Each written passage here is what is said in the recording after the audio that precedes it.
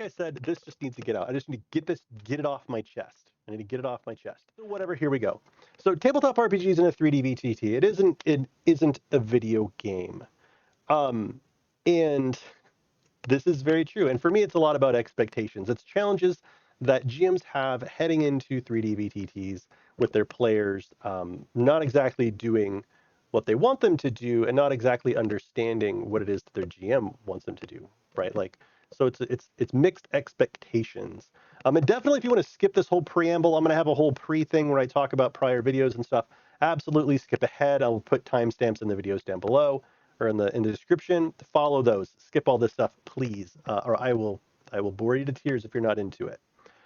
So yeah, in the last video we discussed different scene types. There's hybrid scenes, there's combat scenes, there's role-playing scenes in 3D VTTs, and kind of the how you would set up some strategies for those in your writing.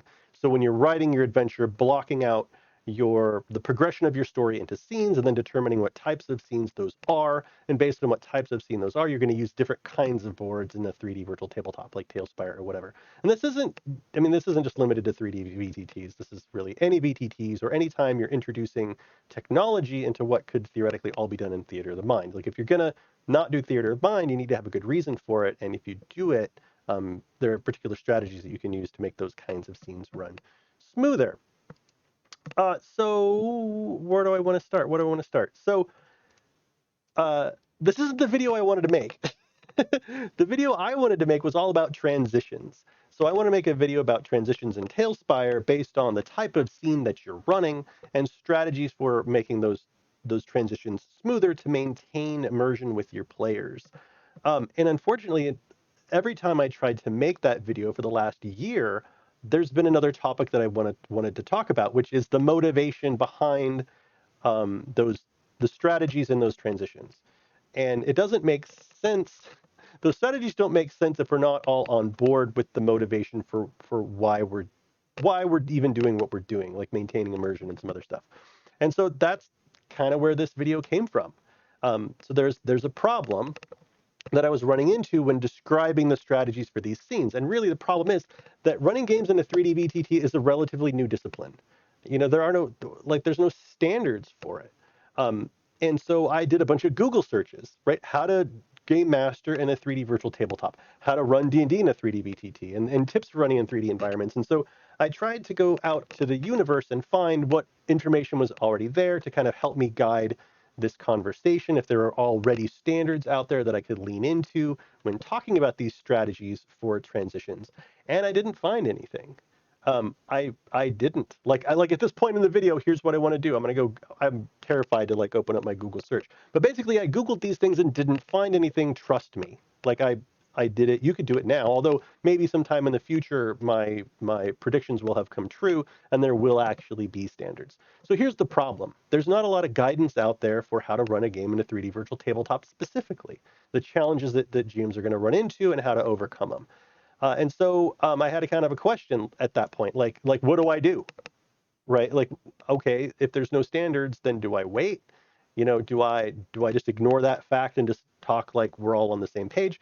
But I decided I'll make my contribution to that conversation. So this video is my contribution to the conversation about how to run games in 3D virtual tabletops, the conflicts that you're going to run into, and maybe the ability to set some standards or clarify some language or definitions around how to do it. And hopefully people will find it useful. I hope. Otherwise, I hope this isn't a giant waste of time, but time will tell. All right, so now tabletop RPGs in a 3D VTT, it is and isn't a video game. So we need to like really come to grips with what a 3D virtual tabletop is and the conflicts that you have in choosing to use one. It's a relatively new medium at this point, maybe like 3 or 4 years old, and it's relatively new. And there's a lot of different ones that have a lot of different styles and stuff. And so the difference between running a game in like a 2D virtual tabletop and a 3D is that there's a little bit more of an emphasis on the DM as far as cinematography, participation, and expectations. And me specifically, there's a lot more challenges with this in a 3D environment than a 2D environment because, I probably get into it here.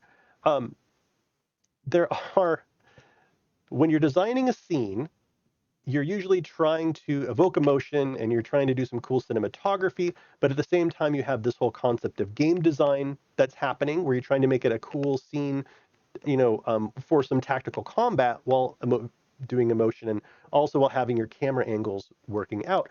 But these things, evoking emotion, cinematography, and game design, often have different goals and they're often in conflict.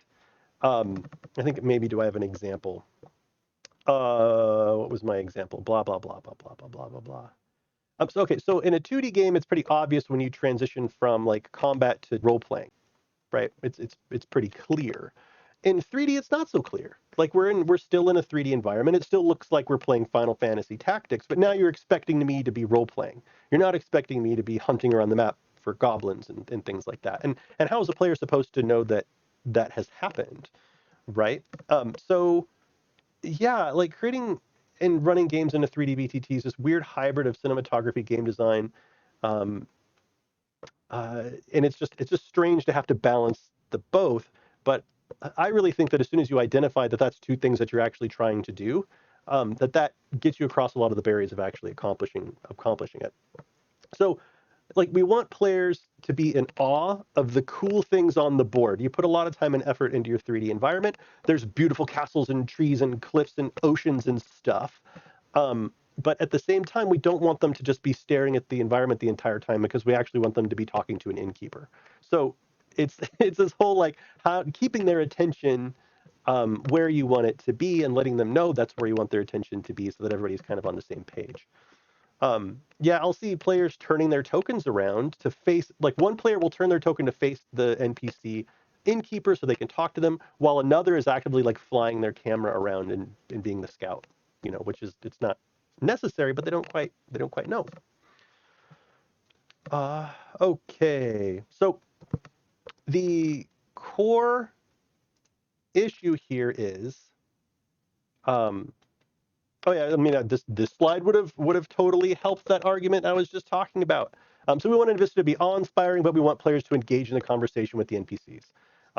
We want the Vista to be in 3D, but the players are primed for combat as we're still on a grid. This is an example of those conflicts. And this right here, if I duck out of the way, I might actually do. I probably need to shrink myself. I'll shrink myself down way down here in the corner. Well, I'll be here. That last sentence I'll just read to you. Um, the basis of most players' relationships with 3D space is heavily influenced by their experiences in video games, which are related but a bit different in a VTT. So there have been, I mean, your players probably have played video games before, and in those video games, they have expectations. Um, and those expectations, a lot of them are going to carry over to a 3D virtual tabletop, which is some bad behaviors, right? Like when you're playing Final Fantasy Tactics and you're flying your camera around and you're screwing around, it's not a big deal. But when you're effectively at a tabletop session where your GM is trying to tell you a story and stuff, it's bad form, right? And so we just have to recognize that that's kind of a thing that's happening, and we can talk about strategies for getting around it. And so I really do think that we're here somewhere, as time passes and etiquette and standards emerge, these challenges with expectations will go away. The whole challenge of I'm in a particular scene, what is the player supposed to be doing? Where's their attention supposed to be? How are they supposed to be responding to the GM? Um, I think all of these changes are going to go away with time as players just get more familiar with them. But that is what it is. But in the meantime, until it's a standard, and until our culture adopts, whatever our new standards are going to be, there's going to be some challenges. And I think there's some stuff that the GM can do to help out in that regard. It's going to be our job for the next couple of years to help educate players and really another GMs on what's going on. Like, why are these conflicts happening? So recognize learned behaviors and know it isn't personal. So, for example, can I move my character? Like, as a slow fade in from black, an NPC's face is on the screen. The immediate natural impulse might be for a player to check to see if they can move or interact with anything. Can they move the camera? Like it's in Skyrim when you're in the back of the cart and fades in and the guy's like, oh, you finally awoken, right? Dude, I'm trying to jump out of the cart. I'm moving the camera around. I'm just like, I'm being squirrely because the next point I'm curious. What can I do? What are the limitations of my ability to interact with the world at this point? And I think that these kind of learned behaviors here, where you're going to have characters that are immediately trying to move their tokens, they're going to be immediately flying around the map to look at things. Um, they're going to every little tiny item on the map. They're going to ask you to interact with it. Like, oh, I see there's a bag of grain on the ground here. Well, I cut it open, and it's like, well, actually, that's not really there. Whoever made this Talespire map added it, but it's not like really a part of the scene. For every item in the game, your players are going to want to pick it up. They're going to want to steal it. They're going to want to blow it up. They're going to throw it out the window. They're going to want to feed it to their horse. They're going to want to put it in their bag of holding. Like literally every single item on your 3D map that they can possibly interact with, they're going to interact with it. Unless you have a conversation with them beforehand, such as, not all the things that you see are actually there. Be sure to ask me ahead of time. And as you do your due diligence as a GM to like maybe clear some of that stuff out if it's a problem that you're having. But know that this stuff's not personal. It's not about you as the GM at all. It's about your players being in a 3D environment, and they're going to want to smash the pots to get the rupees out of them. They're going to want to lift the rocks and throw them out the window. They're going to want to steal the horse. They're going to want to punch through the car door and pull the dude out and jump in the car and drive. Like they're going to want to do all these things that they're primed and trained to do from video games in your 3D world to a more or lesser extent, depending on the player. But it's not about you. Just please, I don't know if this is the problem that people are having, but if it is, just know it's not personal. These are learned behaviors that players have been rewarded for a long, long time, and it's really fun. Like those behaviors are honestly super fun, and just know that your players are going to want to do that. So anyway, so know that there's some learned behaviors, and it's not personable. It's not personal. Um, and so on that note, this is the video I wanted to make. So we have the groundwork set. Your players are in a 3D environment. They're going to act like they're in a video game, and that's life for the GM at that point. And so the strongest tool that I believe is in the toolkit for DMs in 3D environments are transitions. When you transition from one scene to another, when you transition from we're just sitting down and kind of chatting and catching up and stuff, and we're transitioning to actually playing the game. When you're transitioning from combat or out of combat into like a role play scene, those transitions are where the GM can communicate what their expectations are for those next scenes. And so having the giant preamble before the video I actually wanted to make, this is a video that I wanted to make. But I felt like I had to get that whole bit out of the way about expectations in video games and all that stuff. So this is the video I wanted to make, and it's about transitions. Transitions as a guide for expectations. And so it's just like I described, the power of transitions can be used to communicate to players how they're supposed to interact with the next scene or interact with you in general. I think that's about it, right? So here's an example. We're going to transition from combat to a role play scene. We have a great scene where we defend a coach from attacking bandits. Okay, we fought the bandits, and now we're transitioning over to role play. So what can we do to make this transition smooth and have the expectations be clear? Whoop, I'm going to fly up here now. So one strategy would be that anytime we're displaying an NPC portrait. So Talespire just included symbiotes. So on the right-hand side of the screen, you can like show cutouts to players. Maybe you show them a picture in Discord. Maybe I don't know how you share an image with them, but you do. And that could be your indication to your players that anytime an NPC portrait is displayed, the group is expected to role play and know they don't usually need to be on guard for a surprise attack.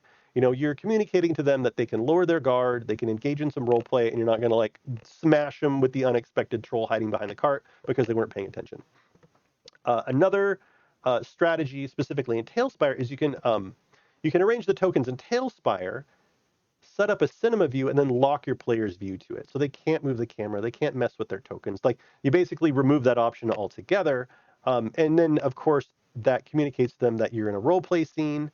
And that they should be focused on the party area, like where the party is, looking through that camera, rather than like zipping around somewhere on the map. So that's an example of how you can how powerful a transition can be, going from combat to role play in a VTT where everything looks like combat from Final Fantasy Tactics, and that or XCOM or whatever, right? Like your players are primed to want to do video game things in Talespire because it's got that vibe to it.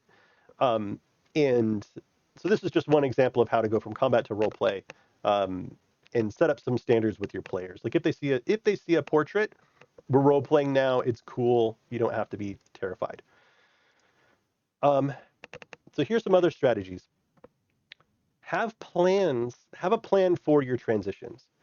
In my last video from a year and a half ago or whatever, I really did go into great depth about writing out your adventure or writing out your campaign, breaking up your next session into scenes, and for each of those scenes, identifying what type of scene it is. Like this is a combat scene, this is a role play scene, or whatever, whatever, whatever. And so, and I mean, you don't have to like heavily plan it in advance, um, but in general, without planning, transition between boards and Talespire can take a lot of time, and whatever immersion you had before is just totally gone. Um, then so without planning, or with planning, you can just enhance the player experience. And the strategies that I describe here, there's a spectrum. There's your home game where your players don't really care. There's your super high production. I'm streaming this game. I have played like Blue Box RPG, where it's like the highest quality Talespire map and the highest quality role players, and we're trying to make the stream a big deal, right? And it's beautiful and impressive and stuff. And so there's a lot of planning that goes into that. Like it's we have a file that's literally like a movie script. Like scene one, camera is here, looking at this character. This kind of thing is probably going to happen. If we transition to this combat scene, and this leads into the like, you can plan without it needing to be set in stone. You can tell yourself, okay, if they are attacked by the I think the conchs, like the giant ants in Dark Sun, this is what that transition is going to look like. We're going to move to this board. The camera is going to be here. We're going to say whatever, and then we kind of run with it. But it might not happen, or if it does happen, we can change it slightly. So, um, in general, planning the transition enhances immersion because it should be faster. Like doing a transition in Talespire seat of your pants is, I mean, it can be done, but if you're in front of a large audience, it can take 3 or 4 minutes, which is like it's eons when you're on stream. Um, but in addition to being smoother and maintaining immersion, you can really enhance the experience for in many other ways. So, for example, the party's exploring the exterior of a creepy house. The transition, or like basically the loading screen when they enter, can increase tension. So they're outside the house, and you're like, okay, I'm going to get the next board ready. You guys all hang out outside the house while I get it ready. You know, and it's like they're waiting on it, they're waiting on it, and then when you transition them, there's this tension is already like naturally built up. Another one that I really like to do is when the party is following a road in the mountains, you know, a transition or loading screen can simulate the passage of time, especially if it's seasonal. There's a builder. Oh man, who is it that does the? Anyway, I want to look it up while I'm doing the thing. But at Tales Tavern, there's a builder who's using Baldrax's terrain generator, and he's generating a slab, and then he's generating multiple. And I'll put a link in the description. Multiple seasons for the same slab, and so you have these really cool mountain paths that are just like boom, boom, boom. You can have it be, you know, you're traveling in the fall, and now suddenly we fade to black, and when we come back, it's winter now, and there's like snow on the roads, and so you can use those transitions to simulate the passage of time. Which, when you do it and your players notice it, you know, I think it's as a GM, it's really satisfying, like to see their reaction to it. And so instead of your transitions being these, oh, you know, they have to wait, it takes a lot of time. Um, you know, there's this enhancement to it. Like there's this um, the tension where they're waiting to see what cool thing you've done with this particular transition. Okay, so here are just some general strategies for different scene types, and a kind of a description of the different scene types that I talked about in my last video. So for role play scenes, we know what this is. They're talking to a character. They're talking to an NPC of some kind, or some dramatic event has happened. Uh, and this is where I'll tell you that Talespire is not the silver bullet for everything. In fact, virtual tabletops are often not the silver bullet. For role play scenes, I recommend taking the focus completely off of your 3D virtual tabletop. For like the Blue Box RPG stream, If they're role playing, he'll just transition it to the characters' faces, where they're talking amongst themselves. Because I honestly find the Talespire board too distracting. Some of the boards that I've used are very, very high quality. I mean, like an Astalri board or a Genghis board, I could just fly around with the camera and look for an hour, just in awe at. Well, I'm also a builder, so I can appreciate what they've done. But it's just very, very, very tempting for a player to go look at all that stuff rather than just stare at some NPC's face, and like focus on roleplay. But if you are determined to keep your game within Talespire during roleplay scenes, I would recommend lining up a cool camera angle, save it to a cinema block, and then lock the players in. Don't give them the option of flying around. They should be used to this experience from video games. Hopefully, the roleplay is engaging enough to not just piss them off. But that's the standard. Like the expectation is, if the cinema is locked in, then put your swords away. It's time to do some roleplay, or roleplay. I guess you could roleplay the swords out. Whatever. You get what I'm trying to say. So yeah, then as you describe the NPC, bring your player's attention to the NPC portrait in a handout or a symbiote, and then this would be their cue to begin participating in roleplay. Yeah, I mean it just sets up their expectations. So hybrid scene transitions. So hybrid scenes are a little different. So combat's XCOM, Final Fantasy Tactics, roleplay is pretty straightforward. Hybrid scenes they can be different. So I've kind of outlined a few types of scenes that I would consider a hybrid scene. So hybrid scenes are usually ones in which the players are moving tokens around, but they're outside of combat, and they're also probably not locked into roleplay. So an example would be like to and from visible overland traveling. Um, so I still like using 2D overworld maps like World Anvil, and then as they travel across the continent from town to town, just like in Final Fantasy, like oh you enter the town and then we'll drop into a Talespire board. Um, but in general, um, I like using a 2D overworld map, or I mean you could have in Talespire you could have like a low scale build that you would consider your overworld map. Um, and so this type of scene would be transitioning from that overworld map to an encounter site of some kind. And you shouldn't have any challenge with this as far as expectations with your players. They've probably done this millions of times in video games, right? Where they're wandering around, then they go into a location. So there's not a lot to do there other than just kind of have it be smooth and be fast. Um, yeah, I put it here. This transitioning from an overworld map into a location for RP or combat should be an experience all players are familiar with. Um, uh, Transitioning to large scale travel should involve bringing up a map. That for me is like 100% the indicator. Like, okay, we're traveling somewhere really far now. We bring up the 2D map, and that's our trigger. Just some general tips: have tokens ready. Adjust for marching order. Like ask them what their marching order is before you transition, and then get them in marching order before you drop in. And just like if they're traveling on a road and they run into some bandits or something, so you kind of have an idea. Um, and I also put a comment here. It's rare that overworld boards need hide volumes, which is nice. If you've worked with hide volumes before, it's how you hide things from players, and usually with overworld maps you don't have to have them. And so when you drop from your overworld map into like an encounter in the woods, that encounter you usually don't need to set up hide volumes for, which is it's just nice. More hybrid scenes. So to and from hidden exploration scenes. So an exploration scene, it's like overland travel, only it usually occurs in such a way that the entire map is not made visible at the time, such as a cave tunnel.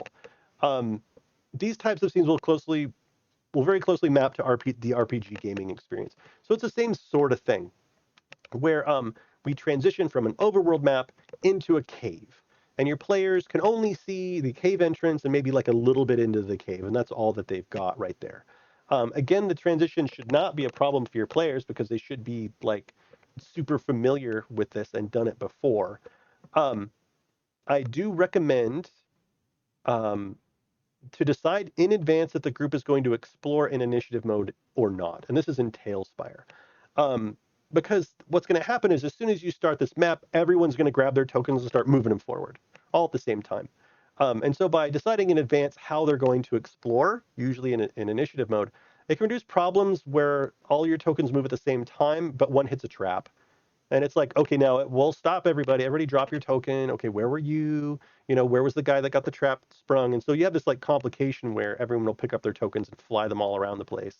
And so if anything, actually, you need to stop them for any reason suddenly or for hidden things. Now you're trapped because you actually don't know where any of their tokens were. Um, if for whatever reason you don't want it to operate like an RPG video game, if for whatever reason your vision for how they're going to be exploring this place differs from, you know, a JRPG where they go through a cave and kill some bats and stuff, you need to tell your players in advance because that's exactly what they're going to expect. It's what I would expect, right? And that's kind of like would be the norm. But if for whatever reason you don't want it to operate that way, as soon as you drop them into that new scene, you need to tell them how you want it to play out. I honestly couldn't think of any. I honestly couldn't think of any examples, but I just know that if for whatever reason you don't want it to work like move forward, reveal tunnel, choose direction, reveal tunnel, move forward, um, tell them because it's like basically muscle memory.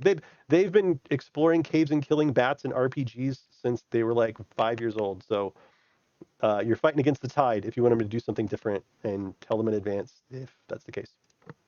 Okay, more hybrid scenes. To and from investigation scenes. So an investigation scene in Talespire usually involves moving tokens around in an area and asking questions of or interacting with objects. So um, I've loved Talespire for this. I love it because this is really something that I don't feel. Well, maybe I just feel like it's so much more involved in tactile in Talespire versus a 2D VTT where you're like, okay, I look in the trash can because there's actually a trash can, or you know, there's the dude dead in the bathroom, and like we're all kind of standing around like wondering what's going on. Um, so yeah, investigation scenes are where your players are moving around, but they're most likely just like rolling skills and trying to figure stuff out. Um, it's also going to very closely resemble what your players expect from a video game. I mean, this is like walk around the room and press A and on everything until you find the thing that like moves the story along. It's exactly what it's going to be.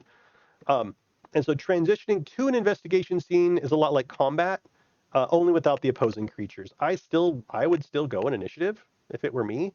Um, Something that is interesting about Talespire is that there's a really cool way to represent progress in a scene by having the slab change state. So like if a hatch is discovered or a bookshelf is moved in 3D space in Talespire, if you have it kind of planned in advance, either with a hide volume or you're just going to delete something, it's really interesting in Talespire to like have a barrel covering a golden goblet, and that they search the barrel, you delete the barrel, and the goblet's still there. So you can do, or they open the barrel and there's like a fireball goes off and destroys half the room, and you can then change the state of the room in Talespire to like have it be on fire, like you can put fire everywhere or whatever. So there's opportunity in Talespire in investigation scenes that I think you can't quite get in 2D that you can have a lot of fun with if you plan it well. Additionally, if it's like a large transition, you can actually transition the players to a new board. It's the same way where okay, so you have is it Narsh or something like that in Final Fantasy 3, where like the Magitech dudes show up like later on. I can't remember. They like destroy a bunch of the city. And so you have the first time you go there, the city is in state 1, and then you go back and there's state 2. So you could be exploring a room, and then they find a button that transforms the room, or they find a button. I think in my example here, they find a planetarium, and if they hit a button, like a telescope comes out and like the roof opens up, and so you actually transition them to a new board that has that new state. Um, and so that type of transition for a hybrid scene could be really, really cool. More stuff, city exploration, or I could just city stuff that you do in a city. Um, so usually when a scene is in a city, one player's like, I go to the armor shop, I go to the alchemy shop, I go to the whatever.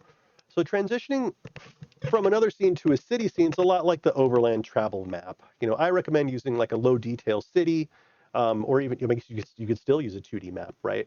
Um, and I think it just happens naturally. Like transitioning to city exploration, it's likely to happen totally naturally, and you don't really need to set anything up in advance. You know, suddenly you're back to town, and then you're like, I go to the armor shop and I sell all this stuff and I make money, or I go buy an item. There's not a lot of transition to happen there. I think the expectations kind of like investigation almost, or pretty clear to players. I don't think there's a lot of conflict. I would say, again, decide in advance if you're going to have your players use initiative as they explore a city. I recommend it because sometimes your players that don't speak up as much um, won't get a chance to do anything in a city, or you have one player that always does like 35 things. If they have to spend 35 turns, one at a time doing that, it can throttle that back a little bit. Full cities are becoming more and more common in Talespire, and they're very awe-inspiring. And by full-size cities, I mean 1-to-1. Like 5 feet is 5 feet, not the like low detail that we're doing, which is about 4-to-1. And they're really cool, but watch out for performance issues. Those maps are huge and beautiful, but you're going to be running at like 15 frames per second. So if you're trying to screen share, if your players are on potato computers, you need to be very careful. So definitely load up those full-scale cities in advance and either cut them down to the parts that they're actually going to be exploring, or maybe use a 2D map, and then as they drop into the armor shop, you like transition them to the armor shop board or something like that. Um, I would say liberal use of cinema blocks directed at buildings. So even if you don't move their tokens to the armor shop, if you have a city and you have a bookmark for the armor shop and you click on the armor shop and you have a cinema block for the armor shop that's just like a cool shot of the armor shop with a sign, where they can just like they get the picture that they're in there. You don't have to move their tokens, that kind of thing. So transitions from locations within a city, you don't actually have to move the tokens into it. You can, but for like ease of use, I highly recommend just like having some cinema blocks pointed to where they're going.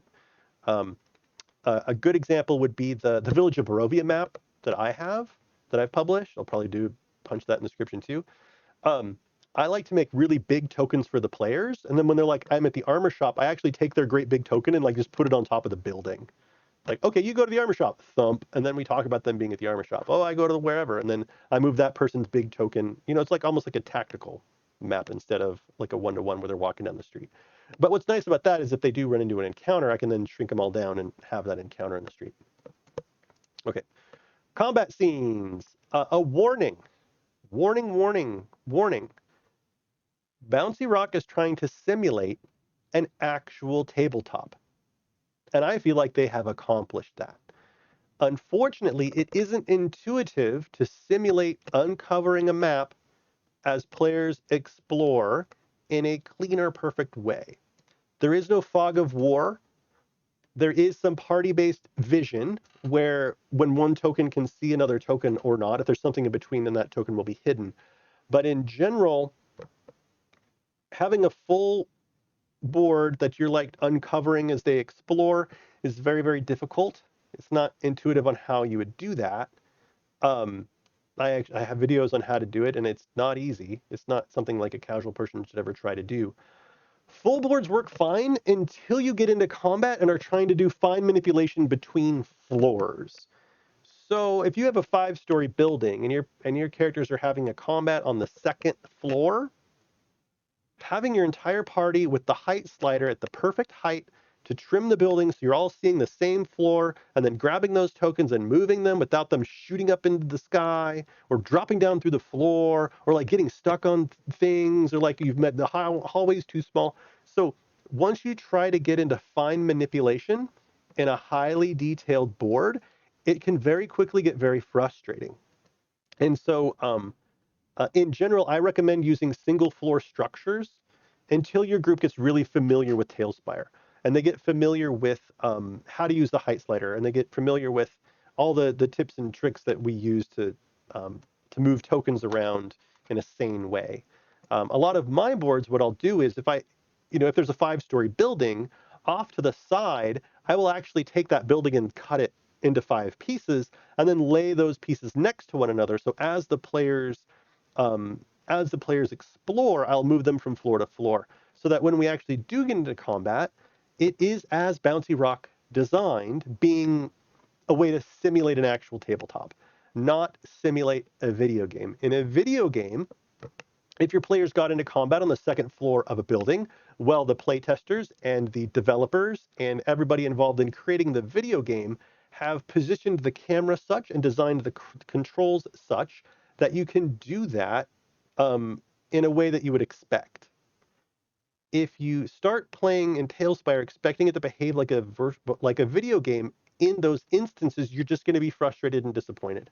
It's not the design, and it's kind of the whole point of this video is it looks like a video game, it feels a lot like one, but it's not one. And this is an instance where it will not act like a video game. It's not super refined in regards to the camera work in tight spaces, where it's not, if you move your token on the other side of a wall and your camera's here, it's not going to like do the cool cutout where you can like see your token through it. It's not going to do that.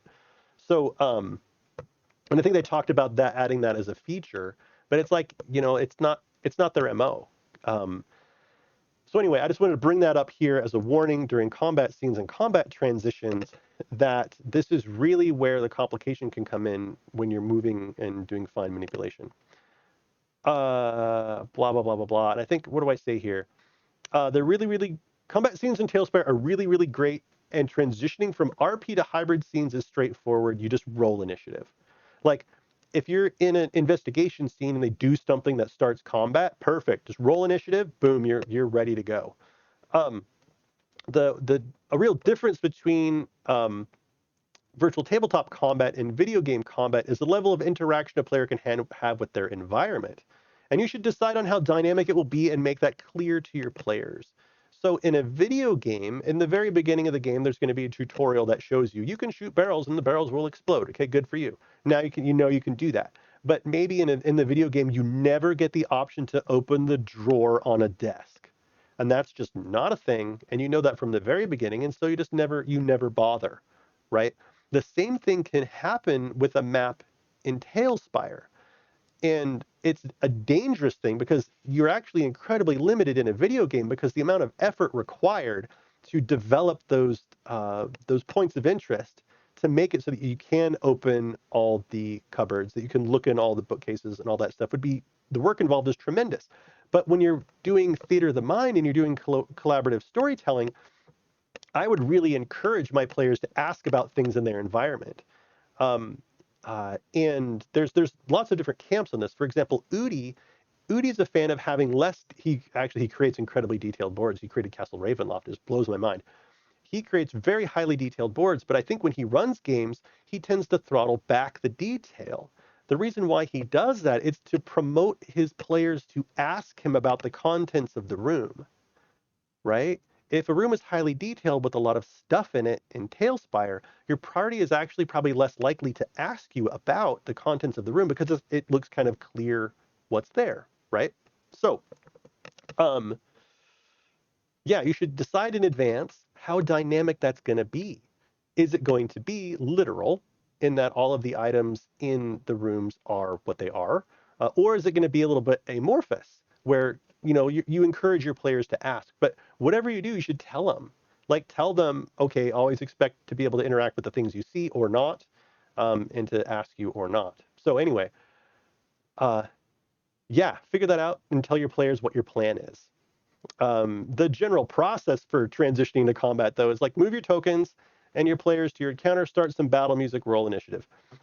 If you want to encourage players to interact with items in the scene, be sure to describe it to them, right? So if there are a couple of things in the scene that you want them to interact with, embellish those things a little bit or maybe call them out directly. Um, yeah, conversely, if you're using a map from a prolific builder like a Stalry or even some of the stuff I've done, like warn the players that some of the stuff's not there. Just warn them. Be like, yeah, I just went and got this real quick, and I didn't want to spend the 3 hours to delete all the stuff that's not actually there. So just ask, whether it's there or not. Um, if you're really strict about token movement, I'm actually pretty strict about it. Be sure to let players know that you want them only to move with like the shift arrow keys, or to closely kind of track their tokens. So shift arrow keys will make the tokens move like one grid unit when they move around. I have players that'll grab it. I shouldn't say this because they'll get mad when they see this video, but they'll grab it and kind of be like, 5, 10, 15. It's like, okay, wait, count that over again. And we've had instances where they're short 15 feet, they're over 5 feet, it's whatever. But so I like the shift movement unless you're moving like at an angle. And in Talespire, you can't actually do that, I don't think. Or maybe you can do shift numpad. I haven't really tried it. So that's one strategy there. Talespire battle maps can incorporate huge bosses. and verticality, and really sophisticated environments with what your players can swim up waterfalls. You can have full on like flying combat in 3D space. Like you can do like super giant airship combat, like that kind of stuff. Um, use it. Use it in your combat scenes. Um, you can create an experience more dynamic than any video game in Talespire. I'm pretty convinced. Between your creativity and the representations of your vision within Talespire, you can do some really cool stuff. Um, and you should. Shrimmack should. That's so general advice before beginning a session. This is just to save yourself time and save your players, having to wait on you. Double check your Hero Forge tokens are loaded and all your permissions and stuff. That can eat up some time. Hide your board list from players. You can give away secrets. Um, don't start a session on your first scene board. Actually use a zone in or landing board where they can like select their token. Because then they're free to wrap up their conversations or BSing or whatever before like the game starts. And so from the very first transition, you have kind of control of the narrative and control of the emotion of the game. Like starting with that first transition, setting the expectation of once we transition from the landing board, we're playing the game now. So wrap it up. Plan for a board to encompass an entire scene. So I talked about a bunch of strategies for transitioning between boards and between scene types. But really, if you have a whole scene planned around one board, then that should kind of ease the impact of your transitions and maintain immersion more than anything. If a slab's impractical for each one, subboards or exploded views, such as if they're traveling up a mountain pass, like you have one board here with them moving up, and then you have a second right next to it, maybe that you reveal and then transition them up. Anything to have to do the whole like board, like I'm going to summon you to a new board in Talespire. That's really kind of jarring. And don't underestimate the power of the mind. If there's nothing token related, nothing combat related happening in a scene, it doesn't have to happen in Talespire. It doesn't have to happen in any VTT. Oftentimes during a role play scene, I'll just put up a picture of whoever's talking to them. And if they're sitting around a table, I'll actually have like a little table and like put little pictures around a table, right? It doesn't need to be in a VTT. This isn't a video game where everything must be represented. So just collaborative storytelling and don't underestimate the power of the mind. Am I done yet? Nope. Oh yes, I am. I'm pretty much done. So in summary, I hope these tips help align expectations with your players when running games online, either in a 3D virtual tabletop or not, either in Talespire or not. I hope that this kind of discussion about player expectations where they're really trained to do video game stuff and to behave like they're in a video game, and your 3D VTTs can trigger that lizard brain. And to know when it's happening and to kind of help guide your players on how to not be rude, right? When they probably don't know, right? And they can't help it. So thank you very much for listening. I know this is probably a very long video, but I hope that it does people some good out there. And really, without our patrons at VTT Journey and our followers, none of this content would exist, right? Like we have an audience out there, and they interact with me all the time, and I feel so grateful for all those folks. And specifically, I wanted to call out Don, Mad Wizard over at Tales Tavern. He and I have been friends for a good long time now. Like as soon as we both discovered, Talespire, people were telling us that we should talk, right? Like that we would get along, and I think we do. So thank you very much to Mad Wizard at Tales Tavern for being my friend more than anything. And then also Totally Online Gaming Group, Tog DM, super cool guy, great stream. Does a lot of stuff in Talespire. He coordinates a lot of collaborative builds, things like that. Like this, kind of a coordination of the community that I don't really do, or I don't really have time. I want to so badly, but I don't have time for it. And his game's really nice, and he's been a patron for forever. Of course, John at Blue Box RPG. If you haven't seen the Blue Box RPG stream, you are really missing out. It's a really cool, positive community. I can't recommend it more. I mean, he had Richard Baker on his stream, the guy who wrote Dark Sun. Like the guy who wrote Dark Sun was on his stream, right? And like talked to me. And he's running a Dark Sun game right now where I'm playing a Thrycreen, and it is so exciting and neat, and he's passionate. So definitely go check out Blue Box RPG on Twitch. What else? Oh, yeah, and we have a whole bunch of other content. So there's this video, there's the Cursive Strahd maps. There we have 5e adventure PDFs. We have a whole bunch of encounter boards. There's the Talespire 5e creature blueprint database at Tales Tavern. We did a Kickstarter to have Castle Ravenloft and all those maps created in Talespire, and it was successful due to your support. And I'll probably put all those links in the video description too. But really, thank you so much. I apologize it took so long to get this video out. But I mean, here it is. It's finally here. And I hope you understand why I couldn't do it. I guess like I kept wanting to make this video about transitions, but I really had to cover this kind of expectations bit. That's like a high level challenge with GMing and 3D VTTs. And thank you for listening.